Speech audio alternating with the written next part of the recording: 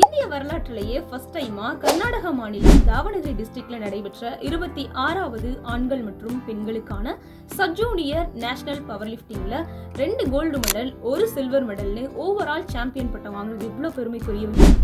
So அந்த பெருமைக்குரிய சாதனைக்கு சொந்தக்காரங்க நம்ம சேலம் மாவட்டம் நெய்க்காரப்பட்டியை சேர்ந்த மிஸ் சுபஸ்ரீ. ஸோ சுபஸ்ரீ அவங்களுடைய அப்பா ஒரு தறி தொழிலாளி, அதாவது கைத்தறி நெசவு தொழில் செய்கிறவங்க.